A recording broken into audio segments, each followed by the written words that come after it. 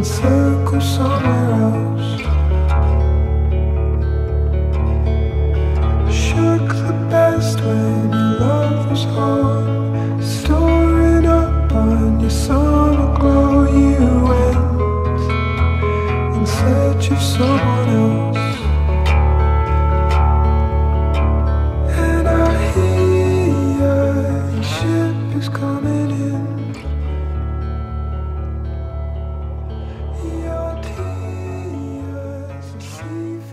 Congratulations, Ma. I love you.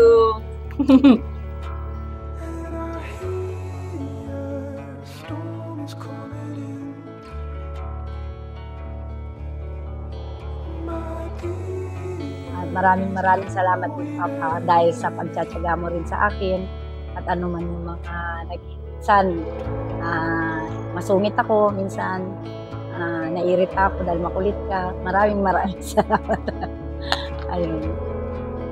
Yan, mahal na mahal kita pa. Thank you. Ama, ito yung pinapangarap natin na yung kasal na na hindi biglaan. Pero ganito pa rin, biglaan pa rin. Tsaka yung pangako natin, pagtitibayin natin, alam na natin bawat isa sa atin kung ano yung mga pangako natin dati, mas lalo nating pagtitibayin. Salamat sa lahat ng ano nating dalawa, na pag-ibig natin lahat ng mga anak natin. Mahal na mahal kita pa. Ito na yung pangalawang wedding natin na pinangarap natin.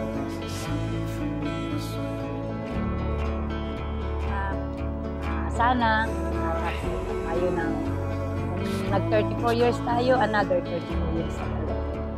Kaya ano man sakripisyo, ano man pagsubok, ano man lahat ng ano natin dalawa, sama tayo, magkasama tayong lutasin lahat ng mga problema.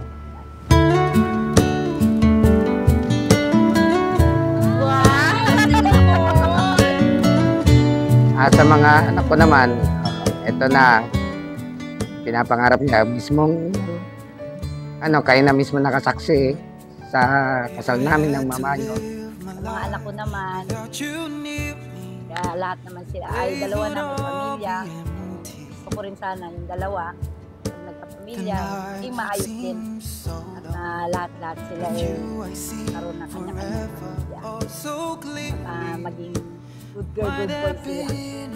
Sa nanay at tatay ko, syempre yung pagpapalaki niya sa akin, binigay ko rin naman sa mga anak ko yung ginawa niya sa akin. Saka dun sa magulang ko, mister ko, maraming salamat dahil na mabait at responsable talaga sa pamilya. Nothing's gonna change my love for you. I don't know but how much I love you. One thing you can be sure of, I'll never ask for more than. Mga anak, ito na, nasaksihan ninyo ang pag-iisang dibdib namin ng mama ninyo. At least, napanood ninyo, kaysa nung wala pa kayo sa mundo, hindi nyo alam. At ngayon, kayong mismo ang tumulong pa sa amin para magkaroon ng legal na pagsasama. Ganun lang. At basta kayong mga anak ko, alam naman ninyo, mahal na mahal ko kayo. Namin kayo ng mama ninyo. Maraming salamat sa inyo mga anak. Sa lahat ng dadalo, yung mga ninang ko ay maraming salamat. Lalong-lalo na po yung apat kong sister at lalo na yung bunsong kapatid ko na siyang bumuo, silang dalawa ni Ate Jeda, bumuo at nagano tong kasal namin ni Tony. Maraming salamat sa inyong lahat.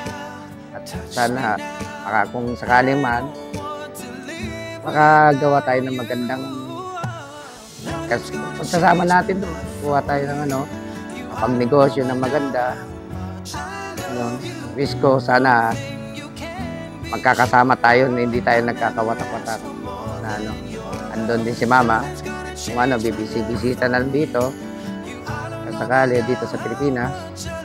Hindi kaya, pagka nag-retire naman ako, kami dalawa ni Mama, kami ang bibisita dyan sa Taiwan.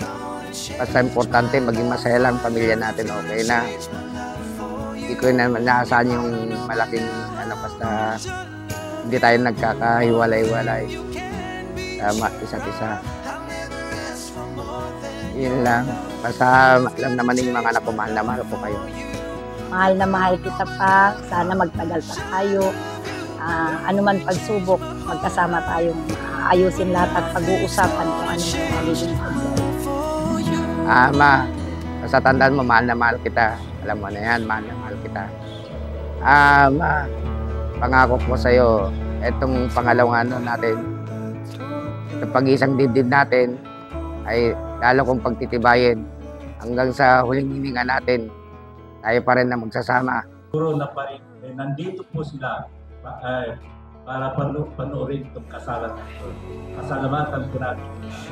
Higit sa lahat sa kanilang mga anak at mga apo. Salamat po sa inyo at magpalit po kayo.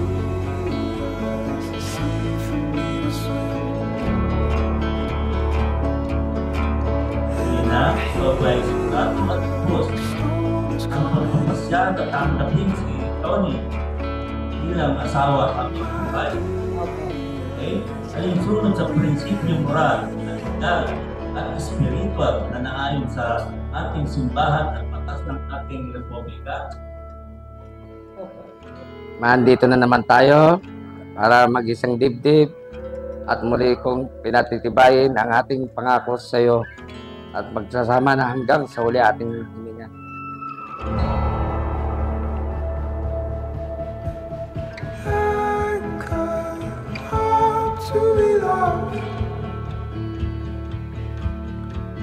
At ngayon, sa ngalan ng ating saligang batas at Diyos at kapangyarihan na pinagkaloob sa akin, na kayo, Tony at Elena, ay tunay na mag-asawa na muli.